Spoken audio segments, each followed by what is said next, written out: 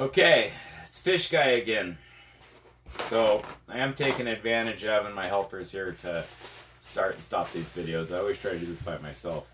And, cooking fish is boring to do it for yourself, but sushi's totally different. Having a small piece of ahi to be able to eat, make yourself some poke, just sashimi or a roll. It's cost-effective way of getting lean protein, no doubt about it. So if you came to Tuna Harbor today, you would have saw that we had some beautiful bluefin. If you listened to the Fish Guy, you would have heard me say if you were going to eat it raw, keep it on ice. And if you did, you came home and you took the ice from Tuna Harbor and you put it all in a bowl and you put it in the fridge. And now you got ice cold bluefin tuna. So what we're going to do is we're going to break down a piece of bluefin so that you can eat it for sushi. Now I'm going to eat it as sushi, and this is fresh bluefin. Now I've been cutting fish the vast majority of my life, and I do know what to look for, and that does give me a lot more confidence. So you'll hear me say fun things down at the market like Google for confidence, and I mean that. So first I just want to show you out of the bag, it's beautiful. And this really is a cherry piece of toro. So this is the fatty bluefin. And this is more than enough for my family tonight. And so one of the first things I'm going to decide is what exactly am I going to do with all of this? Am I going to try to eat it all? Am I going to sear it all, cook it all? What are we going to do? Now this is fresh fish. It's only got 2 days on it, and that's kind of important. So my family likes rolls and sashimi, and I'm happy to eat this for the next 2 or 3 days. But I don't want to cut it all into small pieces right away. In fact, I don't even want to clean it all up if I'm not going to eat it. So what we're going to do is I'm going to square this off. I like things square. It's part of my nature. So we're just going to square this off. And this right here is a wonderful snack for me in the next day or two. And there's just enough for one person for me to trim up here. And I'm going to dry it off, get some of the blood off. And then I'm going to pack it in either saran wrap or paper towels, or not paper towels, but something to keep the oxygen off of it. Or a perfect little bag that's just magically been handed to me. I have people watching out for me nowadays. So look how bloody and beautiful that is.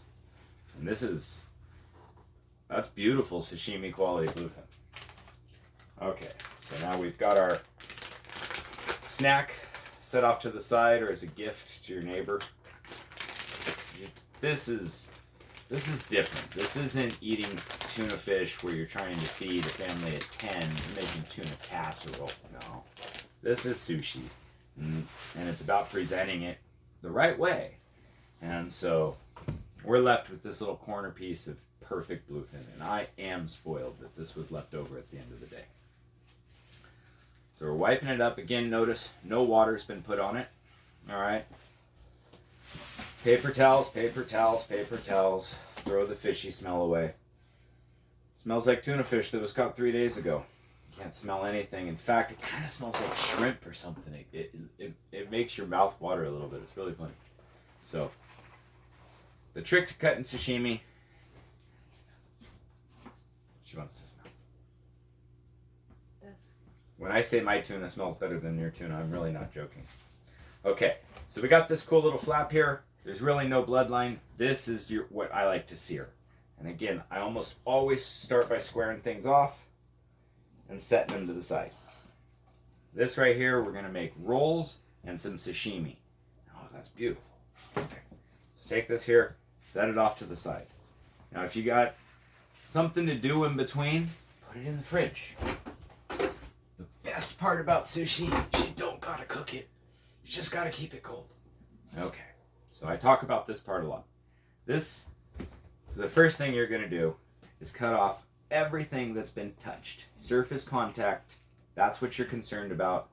I maintain a real clean kitchen simply by throwing everything away. Okay, now people always ask me, why do I want the skin left on my fish? I always tell them, you want the skin on the fish because it holds it together. And it really does. You can see this fish won't come apart. It's being held together by the skin. And that's beautiful to eat raw. I'm not going to do that, but I'm going to start looking for any sort of signs of parasites right now. Because the truth is there's parasites in all fish, and I want to know what I'm dealing with. I'm not concerned about the parasites. I know the story on this fish, so that really changes the game. So far, we're looking really, really clean. We're going to set this over in the dog food pile. All right. Now, those are the two sides there. Now, you can look at the fish and actually see the color change. Just follow that and make a nice, clean cut. Again, these are your first pieces. You're going to hold it up to the light. You're looking for anything that shouldn't be there. It should all look right. And there shouldn't be anything funky. Oh, I dropped it. Okay. That's okay. This is the surface area I'm about to cut off right now. I am going to always start with a fresh paper towel. We're going to stand it up on its side now. And I literally am just going to shave it straight down.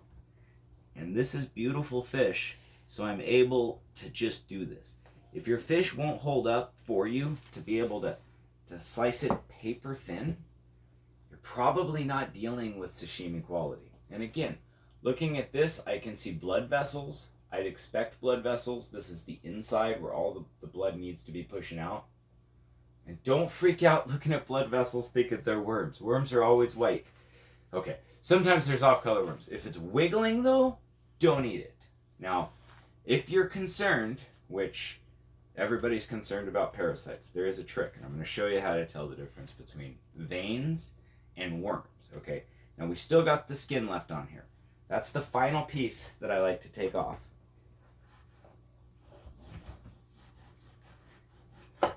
Okay, now we're getting into the class of sushi. I missed my cut a little bit there. Now, I always kind of cut a little more off. I'm not worried if I'm eating it raw, because all these little scraps I'm actually going to fry up and cook. So none of this is going to waste. These are the little scraps that I talk about. I'm going to actually marinate this in a little bit of soy sauce. Now, I could eat this raw, but it touched the skin. And it's that simple. I want to heat this now. And I'm going to put soy sauce in this. I'm going to overcook this in a pan. And then I'm going to add something sweet, like mangoes or orange juice, and it's going to caramelize on it. So, now I promised you that I was going to show you how to tell if it was worms or blood. Now, if it's fresh fish, this is going to be really easy. If it's been frozen, it's not bleeding still, it's a little trickier. You're going to take your piece of fish, you're going to put it right on your paper towels again. And what you're going to do is you're just going to let it soak out, whatever it is. Okay? And it happens quick. This is really quick. You don't have to, this isn't like my fish is slimy and I'm trying to clean it out or dry it out. Nope. This fish is perfect. Okay? And when I unwrap this, what you're going to see is all those little red dots. Well, those red dots line up with all of those little wiggly things. There's a couple scales there. I don't like that. Maybe I'll shave that off again. I mean, literally, it's your fish. How much of it do you want to eat? Could I eat this like an apple? Have I seen people do it? Yeah. Will I do it that way? No. I want to respect the dish. So again, take all your blood, throw it away. Now I said that I didn't like the scales, and I mean it. We're going to take one more surface cut off here, and I'm going to fry that too.